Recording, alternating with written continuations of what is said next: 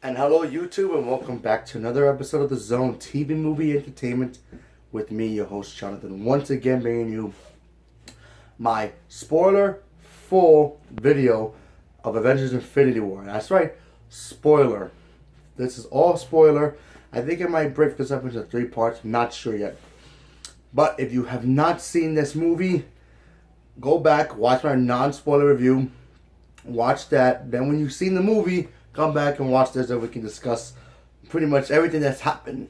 Excuse me, everything that's happened in this movie, because there's a lot that goes on, and there's no point in not doing spoiler reviews. Everybody's doing it, so I figure I'd do my own version. So you've been warned. This is a spoiler review. 3, 2, 1. Okay, let's move on. All right, so let's talk about the opening scene.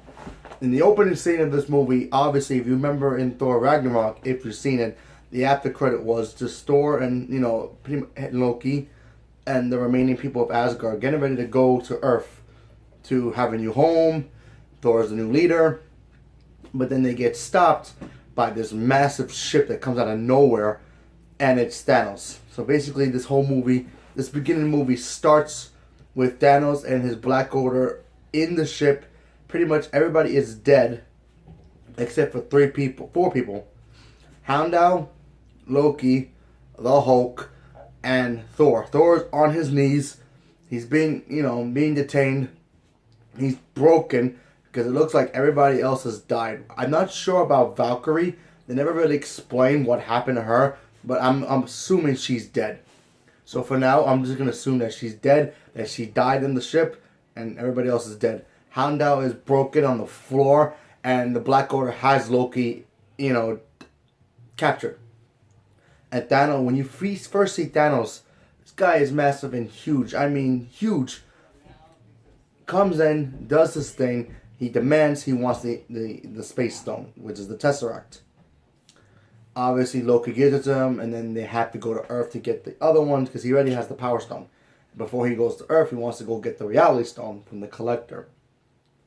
So Loki decides, let me offer you my assistance, and then of course Loki gets killed with Thor watching. And then I don't know, before he does die though, he brings out the Hulk. Now the Hulk comes out, and you're thinking that we're gonna see a big fight, and then of course Thanos beats the living heck out of the Hulk so badly that we don't see him for the rest of the movie. That's pretty much right. Defeated, broken, and he wasn't even using the Power Stone in this thing. That's how strong Thanos is, and he literally made the Hulk scared. And then Heimdall sends him to Earth before he dies. He gets killed by one of the Black Orders. By Thanos himself, sorry. And then he turns his attention to Loki. Loki offers him help.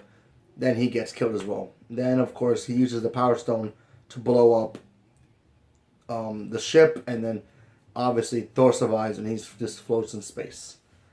Now we head back to Earth, as in Tony Stark, because he's kind of talking to Pepper like, I want to start a family. They do that, and of course the threats happen there. He has the big fight, and then of course Spider-Man gets involved.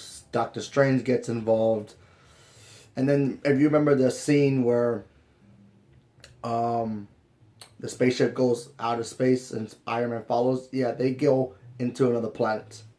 And that's where they take place. While that's all happening, you have Wanda, aka Scarlet Witch, hiding with Vision, plain sight. They get attacked as well.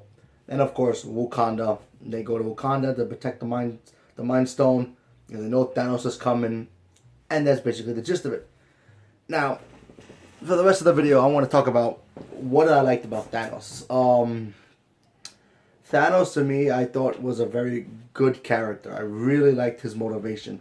When you watch him going through getting all the stones and why he wanted it, you gotta understand, he comes from a planet that was also kind of poor and pathetic. Because when you see Titan in the final act, him battling, Iron Man, Doctor Strange, and the Guardians, and Spider-Man, because they end up meeting each other later on anyway. He tells a story like, oh yeah, my whole world was decrepit and broken. He didn't want that for the rest of the universe. That's why he wanted destroy half of it so it can rebuild itself and have more peace. And that's why Gamora always hated him, because he took her from her home when she was a child, and he wanted to show her balance in the universe and all that stuff, and he trained her to be his successor as it will. And pretty much the gist of it is yeah. Then we get to the part where he gets the Reality Stone, gets it from the Collector, obviously. He fights the Guardians. They get beat. And this comes where one of the negatives for me. I felt like with the Guardians, two things, because it's all Star-Lord's fault. If you really watch the movie, you see Star-Lord. Something happens where he gets ticked off, and he basically makes Thanos even angrier than he is. Because the goal was for him, the Guardians, to take away the Gauntlet with Spider-Man and Iron Man's help, while Wakanda's being protected by Captain America and the rest of the team, protecting the Mind Stone. So they're doing that thing. It goes back and forth, but it doesn't go back and forth where you're like losing, focus on one point, and then it goes to another point.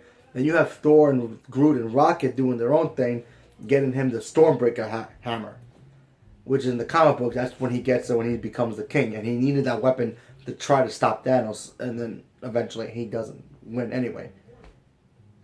Let's see. Like I said, Thanos, I thought it was a great character. I loved his motivation. It felt more realistic, unlike other villains. He wanted to fix the world because he thinks that the world's broke, the universe is broken, and the only way of him fixing it is breaking it more with the Infinity Stones and fixing his own image. That was basically the gist. We get to the Soul Stone. We finally figure out where the Soul Stone is, and it's in a planet, and it's being guarded by somebody that a lot of people thought was dead. I never thought he was dead. I just didn't know when he was going to come back in the Marvel Universe, and I was kind of right and wrong at the same time. It was Red Skull. Now, if you remember the Red Skull, he is Captain America's greatest enemy. He's still alive, and he kind of guards the Soul Stone. And of course, the only way for Thanos to get the Soul Stone is if he sacrificed somebody that he loves. And of course, we all know he loves Gamora. Now, we actually got to see a moment where he kind of throws Gamora off a cliff. She dies. And we see a kind of like a sadness to Thanos, because he knows he's achieving his goal, but at what cost? He lost his most valuable possession besides the Infinity Stones. And I think it's his most valuable thing. Even though he doesn't really like to admit it, we all know he loves Gamora. He wants her to be the next, Titan of the galaxy. That's what he trained her for. He always wanted that. And that's probably what he thinks that would make him proud of her if she did that. But her goal is just to get rid of him completely. That's why he's always disappointed in her, because she's always going against him. So we got to see that. Gamora dies. A lot of the characters die in here. Not all of them, but a lot of them do die. Vision gets pretty much destroyed in this movie, like literally destroyed. Hulk doesn't come back at all. So let's talk about the people who do die, because let's face the facts. At the end of this episode, the end of this video, you have